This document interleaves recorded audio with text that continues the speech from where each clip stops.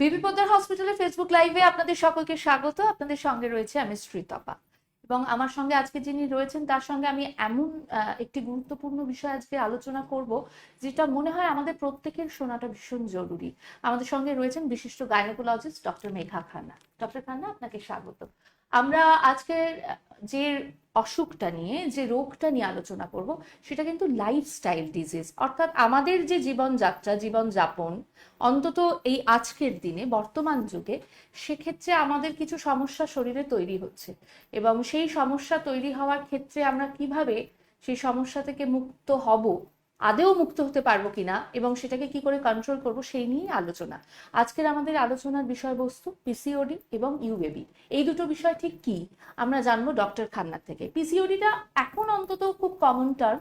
আমরা polycystic ovarian ডিজিজের কথা অনেকেই শুনেছি, আমি তাও বিস্তারিতভাবে একটু ওনার কাছে জানতে চাইবো, তারপরে ইউবেবি প্রসঙ্গে যাব।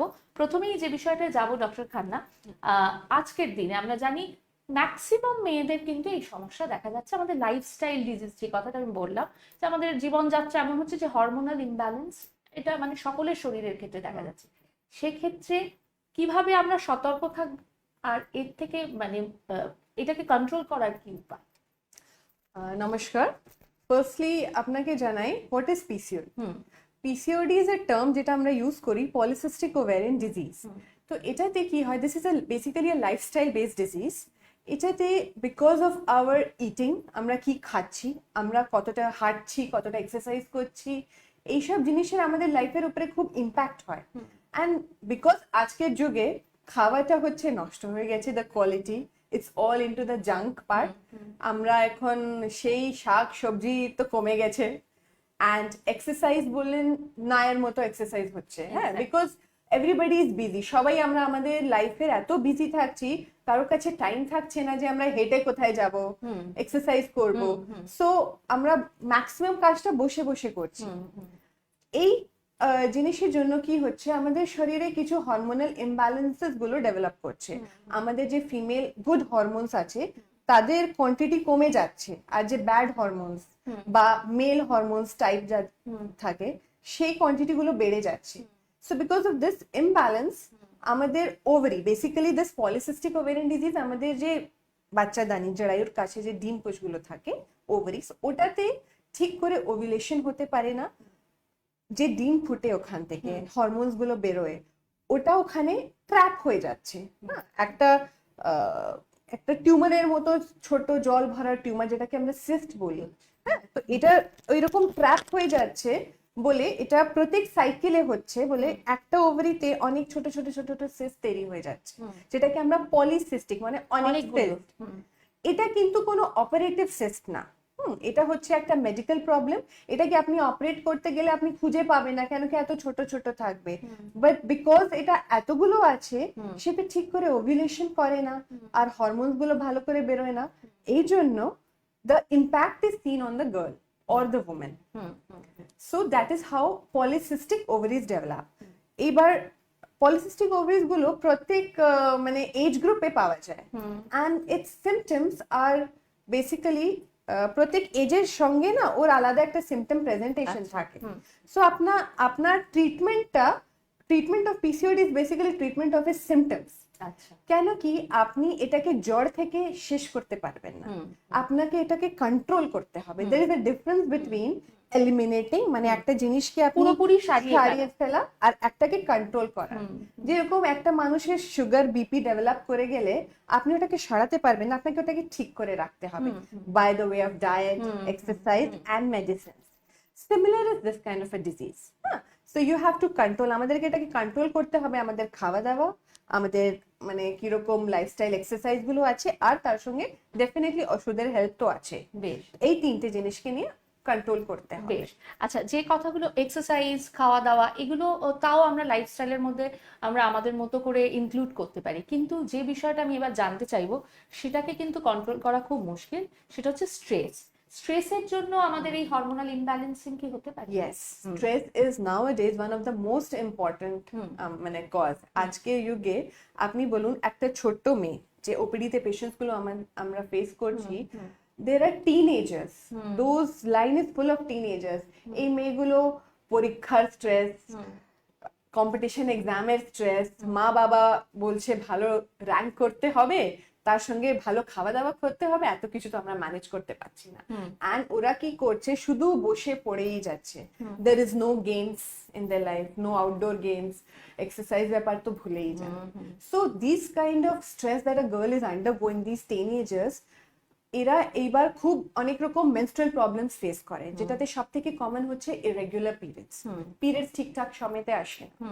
That is the main problem nowadays. So that is because of this hormonal imbalance. Now, apart from that, some patients, কোনো পেশেন্টে না ব্লিডিং অনেক বেশি করে হবে। So this is also related to stress. এটাকে আপনি একটু ভালো করে কাউন্সিলিং করলে, যেটা আমি আমার পেশেন্টগুলোকে বলি, so you I tell their parents কি একটু এদেরকে half an hour to 40 minutes নিজেকে দিতে, টাইমটা দিতে হবে, you know they have to do exercise. বা কিছু না করতে পারলে তুমি নিজের ছাদে গিয়ে হাঁটো বা বাড়ির সামনে হাঁটো, কিন্তু একটু জোরে জোরে হাঁটতে হবে। হাঁটা মানে it has to be brisk walking. তো ওই জিনিসটা একটু তোমার ফিজিক্যাল স্ট্রেসটাকে কম করবে, প্লাস মেন্টাল স্ট্রেস তো এইবার নিজে থেকেই একটু এফোর্ট নিয়ে কম করতে হবে, বিকজ অল দিস চেঞ্জেস আমাদের হরমোনকে সব চেঞ্জ করে দেয়। ঠিক, আমরা স্ট্রেসের কথা এই কারণে বললাম, এখন একটা কনসিয়াসনেস এসছে এই জেনারেশনের মধ্যে, স্পেশালি এসছে কারণ তারা কিন্তু মেন্টাল হেলথ নিয়ে চিন্তিত, এবং তারা কিন্তু কাউন্সেলিং করায় রেগুলার বেসিসে, তাদের mental health check up, physical health check আপের সাথে সাথে কিন্তু মেন্টাল হেলথ চেক আপের বিষয়ে অ্যাওয়ারনেস এসছে। কিন্তু সেটা আমাদের অজান্তেই কিভাবে এফেক্ট করছে আমাদের শরীরে, সেটা স্পেশালি এই পিসিওডির ক্ষেত্রে ভীষণভাবে অ্যাফেক্টিং। এবং টিনেজার্সদের ক্ষেত্রেও আমরা দেখতে পাচ্ছি, যাদের কিন্তু অতটাও স্ট্রেস থাকার কথা নয়, যাদের ক্ষেত্রে অনেক রেসপন্সিবিলিটি নেই, তাদের ক্ষেত্রেও কিন্তু এটা একটা ম্যাটার। ফলে এই বিষয়টা একটু কনসিয়াস হতে হবে। নেক্সট আমি যেটা জানতে চাইছি, এই যে আপনি বললেন যে বিভিন্ন স্টেজে, বিভিন্ন বয়সে বিভিন্ন সিমটম দেখা যায়, এই সিমটমসটা আমরা কি কি সিমটমস মোটামুটি দেখলে বুঝতে পারবো বা আমরা ডক্টরের কাছে যাব? হ্যাঁ, first of all the most common symptoms যেটা হয় ওটা হচ্ছে ইরেগুলার পিরিয়ডস। মাসে মাসে পিরিয়ডস হচ্ছে না, এটা এই সিমটমটা আপনি একটা টিনেজার 13 ইয়ার্স থেকে একটা রিপ্রোডাক্টিভ এজ যাদের 40-45 ইয়ার্স হচ্ছে, এই পুরো এজ গ্রুপে পাবেন। This is the most common symptom, because ঠিকঠাক হরমোন ওভিলেট করতে পারে না, আমাদের সাইকেল, এন্ডোমেট্রিয়াল সাইকেলটা মেনটেন করতে পারে না বলে পিরিয়ড সময়তে হয় না। সেকেন্ডলি, ব্লিডিং এর পরিমাণটা কম থাকতে পারে, অর দের মে বি যখন 2-3 মাস পরে পরে হচ্ছে তখন এত বেশি হচ্ছে that the patient either needs some কোনো মেডিসিন লাগতে বা ভর্তি হতে লাগছে। কিছু কিছু পেশেন্টকে তো রক্ত দিতে হয়, মানে এতটা বেশি ব্লিডিং হয়ে যাচ্ছে। So irregular and or excessive bleeding সব থেকে প্রথম। সেকেন্ডলি, আপনি দেখবেন একটা ওয়েট গেনের টেন্ডেন্সি থাকে, অলদো আজকাল লিন পিসিওএস ও খুব কমন হয়ে গেছে, কিন্তু চিরকাল থেকে যেটা চলে আসছে ওটা হচ্ছে ওবিস পিসিওএস ওয়াজ মোর কমন। তো ওটাতে বিকজ হরমোন মেটাবলিজম ঠিকঠাক হচ্ছে না, এবার এই হরমোনসতে সুগার ইনটেক গুলো বেশি হচ্ছে, সেই সুগার ফ্যাটে কনভার্ট হয়ে যাচ্ছে, একটা ওবেসিটি ডেভেলপ করছে, চেহারাটা দেখছেন ভারী হয়ে যাচ্ছে। আপনি বুঝবেন না মেয়েটা তো এত ইয়াং, কিন্তু ম্যাডাম পিরিয়ড ঠিকঠাক হচ্ছে না, চেহারাটা ভারী হয়ে যাচ্ছে। This is the most common. Now this is the point of concern. এটার জন্য আপনি একবার ডাক্তারকে অবশ্যই আপনাকে ভিজিট করতে হবে। Secondly, when you come to the reproductive age, বিয়ে হয়ে গেছে, এবার ফ্যামিলি প্ল্যান করবে, তখন দেখবেন ওভিলেশন ঠিকঠাক হচ্ছে না বলে you are not able to conceive, বাচ্চা আসছে না, ইনফার্টিলিটি প্রবলেম হচ্ছে। So this is also very common in case of polycystic ovarian disease. তো অনেকবার কি হয়, apart from that, at all age groups you will have some male hormone features like androgenism, যেটাকে আমরা বলি। এটাতে কি হয়, একটা মেয়ে আমরা জানি the hair distribution is different, যেটা আমাদের মেলের মধ্যে যে হেয়ার ডিস্ট্রিবিউশন গুলো হয় ওখান থেকে ফিমেলে আলাদা হয়, কিন্তু পলিসিস্টিক যখন ওভারিজ হয় তখন হরমোন ইমব্যালেন্স এরকম হয় যেটা কি মেল হরমোনকে বাড়িয়ে দেয় ফিমেল থেকে। তো you can see abnormal hair growth which is not গোপ একটু বেশি হবে যেটা কম হওয়ার কথা, or there may be hairs at parts in which there are not present in a normal female, এটাকে আমরা বলি androgenic features, এটা কমন। Thereafter আর একটু এজ বাড়লে metabolic syndrome is very common. Metabolic syndrome মানে হয় আপনার প্রেশার, সুগার এইসব ডেভেলপ করার টেন্ডেন্সিটা বেশি হয়।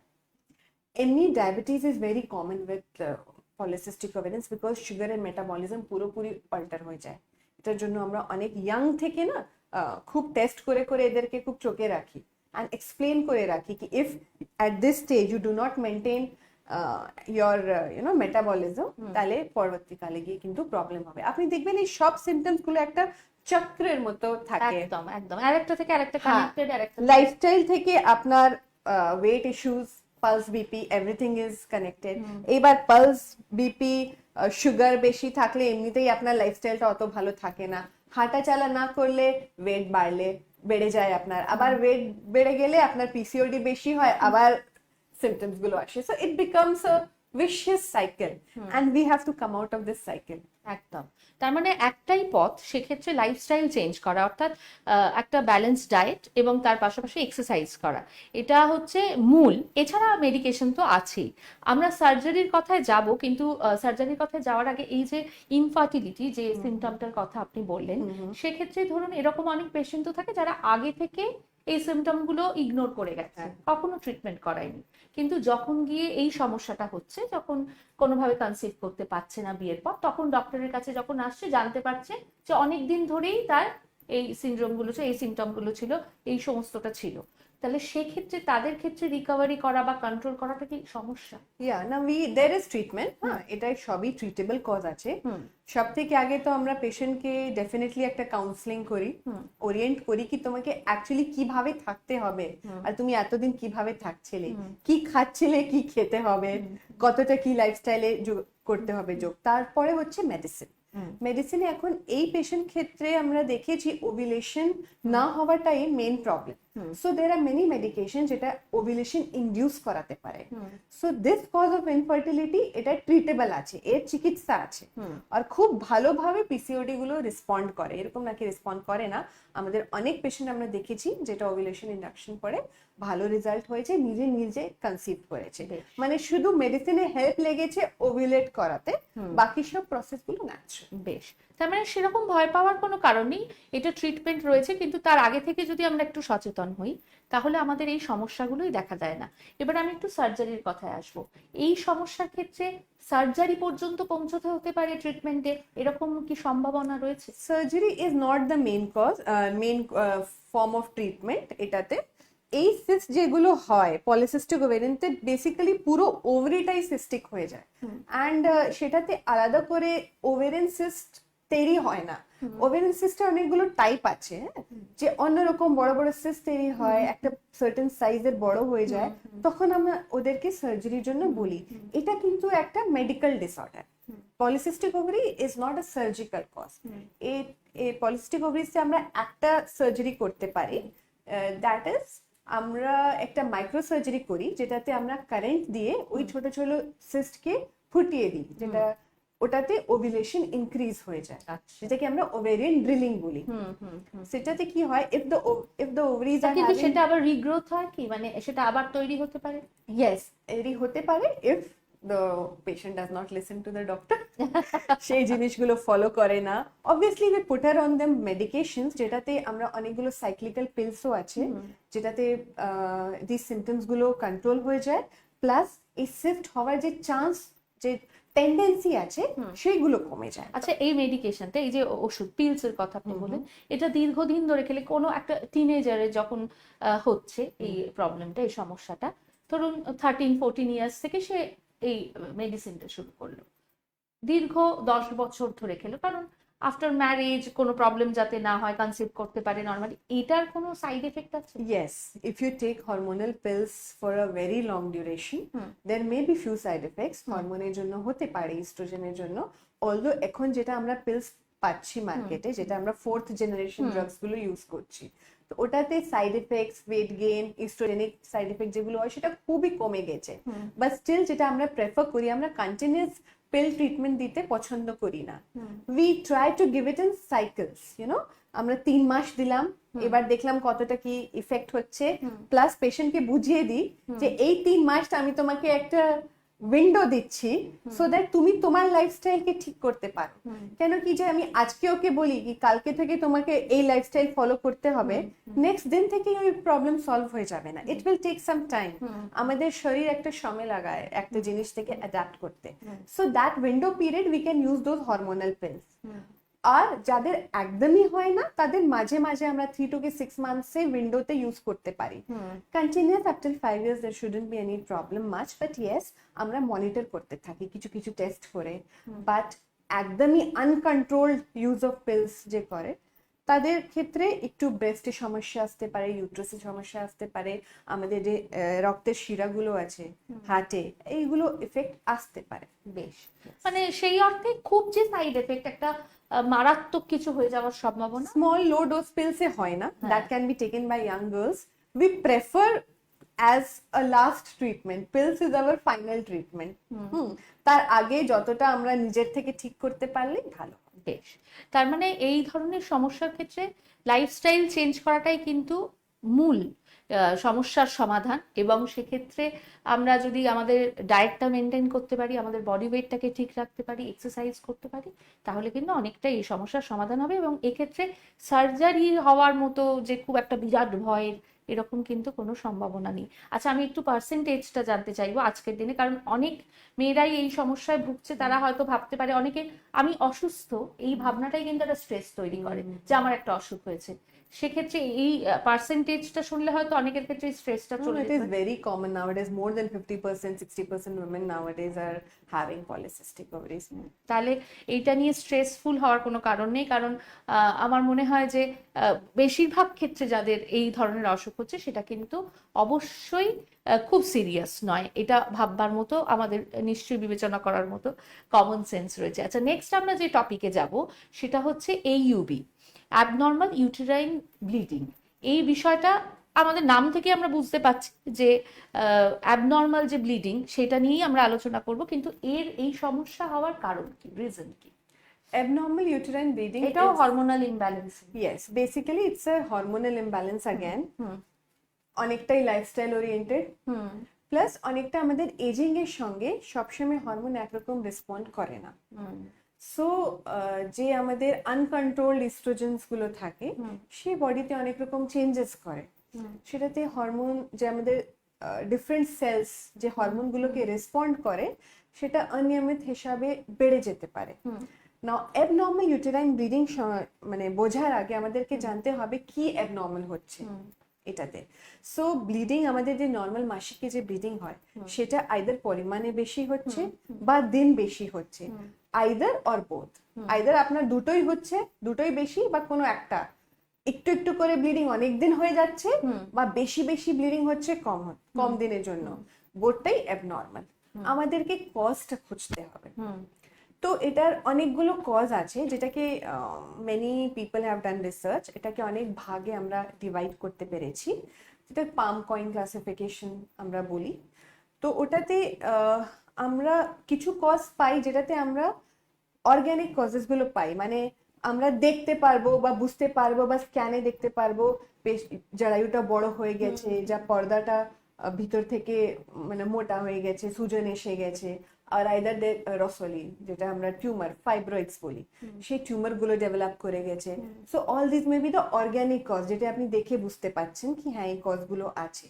আর ইনঅর্গানিক কজেস বা যে কজ গুলো আপনি চোখে দেখতে পাচ্ছেন না কিন্তু কজ আছে, যেরকম ডিইউবি, মানে আপনি ডিসফাংশনাল ইউটেরাইন ব্লিডিং, ফাংশনটাই ঠিকঠাক হচ্ছে না, টিউমারটা নেই কিন্তু জরায়ুটা একটা অর্গান, সেই অর্গান হরমোনকে যেভাবে রেসপন্ড করার কথা ছিল সেভাবে আর করছে না, যেটাকে আমরা ডিসফাংশনাল বলি। বা কারোর কোনো রক্তের কোনো রোগ আছে যেটার জন্য এই এক্সেসিভ এন্ড ইরেগুলার ব্লিডিংটা হচ্ছে, সেটাও হতে পারে। নাও কজ বুঝে আমরা এর চিকিৎসাতে যাই। আচ্ছা, এই ক্ষেত্রে ফাইব্রয়েড বা পলিপস এইগুলো সমস্যা তৈরি করে কি? অনেকটা। এখন this is the most common. Now এইবার আমরা যে সাপোজ ইন্ডিয়ান উমেন কে এশিয়ান উমেনের ক্ষেত্রে বলছি, if we go and do a routine scan, আমরা সবার স্ক্যান করে দেখি, তখন আপনি দেখবেন 60 to 80% women are having fibroids. মানে 60 থেকে 80% মহিলাদের মধ্যে যে কোনো একটা সাইজের ফাইব্রয়েড পেয়ে যাবেন। সবার কিন্তু সিমটোম্যাটিক হয় না, চিকিৎসা সিমটোম্যাটিক ফাইব্রয়েড গুলো করতে হবে। বেশ। তো আর পলিপ হচ্ছে ওই নিজে যে ভিতরে পর্দাগুলো থাকে, যে টিস্যুগুলো থাকে, ওখান থেকেই টিস্যুগুলো বেড়ে একটা সফট টিউমার মতো তৈরি করে দেয়, যেটাকে আমরা পলিপ বলি। পলিপ আমাদের ইরেগুলার ব্লিডিং করার খুব একটা কমন কজ থাকে। তো এই ফাইব্রয়েড বা পলিপকে আমরা যে না সারাই সমেতে, তাহলে এটা ক্যান্সারে পরিবর্তিত হতে পারে। প্রি ক্যান্সারাস লিশনের মধ্যে পলিপটা পড়ে, এই জন্য এটাকে রিমুভ করতে হবে। বেশ, তাহলে এই ক্ষেত্রে সার্জারিটা মানে প্রেফারেবল আর কি? There are many types of management. আমরা মেডিকেল ম্যানেজও করতে পারি ফাইব্রয়েড কেসের ক্ষেত্রে। নাও কজের উপরে ডিপেন্ড করছে। এবার কি কজ আছে, কিসের জন্য ব্লিডিংটা হচ্ছে, ওটা আগে জানতে হবে। There are few causes that can be managed medically. Fibroid থাকে, ছোট থাকে, সব কোনো কোনো সময় কন্ট্রোলে এসে যায় মেডিসিন দিয়ে। অ্যাডেনোমায়োসিস একটা খুব কমন রোগ, যেটাতে জরায়ু পুরোপুরি মাসলটা মোটো হয়ে যায়, পুরোটা ফুলে যায় আর কি আমাদের জরায়ুটা। তো সেই কেসেস ক্ষেত্রেও sometimes temporary control can be done with medications. আর না হলে ইফ মেডিকেল ম্যানেজমেন্ট ফেলস, তাহলে আমাদেরকে সার্জারি দিকে যেতে হবে। আচ্ছা, এই ক্ষেত্রে কখনো এরকম কেস হতে পারে যেখানে ইউটেরাস রিমুভ করতে হলো বা এই ধরনের সমস্যা হতে পারে? ইয়া, ডেফিনেটলি। যখন মেডিকেল ম্যানেজমেন্ট আমাদের কাজ না করে, তখন আমাদের সার্জারি ডেফিনেট ম্যানেজমেন্টটা থাকে সেকেন্ড লাইন। অ্যান্ড সার্জিক্যাল ম্যানেজমেন্টও আমরা দু টাইপে এখন করছি। That can B either a conservative surgery, যেটা থেকে যে ইউটারাসকে বাঁচাতে চায়, সেই পেশেন্টের ক্ষেত্রে আমরা একটা হিস্ট্রোস্কোপি করে, মানে একটা স্মল ক্যামেরা ইউটারাসের মধ্যে ঢুকিয়ে দেখে বায়োপসি করে মেরেনা একটা ডিভাইস পাওয়া যায়, যেটা কি লোকাল হরমোন গুলো রিলিজ করে আর এই ব্লিডিং গুলোকে কন্ট্রোল করে। তো তখন আমরা হিস্ট্রোস্কোপি মেরেনা করতে পারি। বা যাদের ক্ষেত্রে এজ হয়ে গেছে বা ব্লিডিং কন্ট্রোল হচ্ছে না মেডিকেল ম্যানেজমেন্ট দিয়ে, অ্যান্ড ওয়েল কাউন্সিলড পেশেন্ট আছে ইউটারাস রিমুভ করার জন্য, তখন রিমুভাল অফ ইউটারাস মানে জরায়ুটা বাদ দেওয়াটাই হচ্ছে ডেফিনেট ম্যানেজমেন্ট। আচ্ছা, এই ক্ষেত্রে আমি জানতে চাইছি, যে ক্ষেত্রে এরকম অপারেটিভ কেস হলো, অপারেশন হলো, সেক্ষেত্রে রিমুভ করলো ইউটারাস, আমরা অনেক সময় দেখি যে যতটা এজ হয়েছে সেটা হয়তো ইউটারাস রিমুভ করার মতো নয়, সেই ক্ষেত্রে কি ধরনের সমস্যা আসতে পারে? তখন we can put in a hysteroscopy and Marina. পেশেন্টকে আমরা যে করতে পারি, মেরিনা একটা কপারটি মতো দেখতে ডিভাইস, কপারটি না কিন্তু ওটাতে আমরা যে হরমোনের ওষুধ আমরা খাওয়াতাম পেশেন্টকে, ওটাই জড়ানো থাকে। আর আস্তে আস্তে রিলিজ করতে থাকে নিজের ওষুধকে 5 বছর অব্দি। তো সেই ডিভাইসটা, সেটাকে আবার বডি থেকে রিমুভ করতে হয় every 5 years. If it is very suited, পেশেন্টকে খুব স্যুট করে গেছে, তাহলে 5 বছর পরে ওটাকে রিমুভ করে আপনি নতুন ইনস্ট্রুমেন্টটা ইমপ্লান্ট করতে পারি। এটা আমরা যদি স্যুট না করে, সেটা আবার সিমটম দেখাবে, তাহলে ওটা রিমুভ করে আমাদেরকে ফাইনাল ওই ইউটারাস রিমুভাল অবধি যেতে হবে। বেশ, তার মানে অনেকগুলো স্টেজ আছে, এরকম নয় যে এরকম সমস্যা হলো বা ফাইব্রয়েড হলো বা বড় কোনো পলিপ হয়েছে সেক্ষেত্রে ইউটারাস রিমুভ করতেই হবে, এরকম ভয় দেখানোর মতো কোনো কিন্তু বিষয় নেই। সেক্ষেত্রে অনেকগুলো কিন্তু পদ্ধতি আছে চিকিৎসা, যে পদ্ধতির মধ্যে দিয়ে গেলে কিন্তু এই ধরনের সমস্যার সমাধান হতে পারে। এই ডিজিজের ক্ষেত্রেও কি এটা controllable? Yes, controllable in the sense we have to remove the cause. Cause কে খুঁজে cause কে রিমুভ করতে হবে। সাপোজ একটা পেশেন্ট ইয়াং, ওর শুধু ইরেগুলার ব্লিডিং হয়ে যাচ্ছে, এবার রিপ্রোডাক্টিভ এজে আছে, বাচ্চাও কনসিভ করতে চাইছে, আমরা ইউএসজি করে দেখলাম, ক্লিনিক্যাল এক্সামিনেশন দেখলাম ওর একটা পলিপ আছে, তখন আমরা হিস্ট্রোস্কোপি সেই ক্যামেরা দিয়ে ঢুকিয়ে দেখে শুধু ওই পলিপকে রিমুভ করতে পারি। And doing a little biopsy and we do not do anything, uterus কে আমরা কিছু করছি না, then that patient can lead a normal life after that. ওই যে কজ ছিল, যে জ্বর ছিল সেই ব্লিডিং এ, সেটা আমরা রিমুভ করে দিয়েছি, পেশেন্ট হেলদি হয়ে গেছে।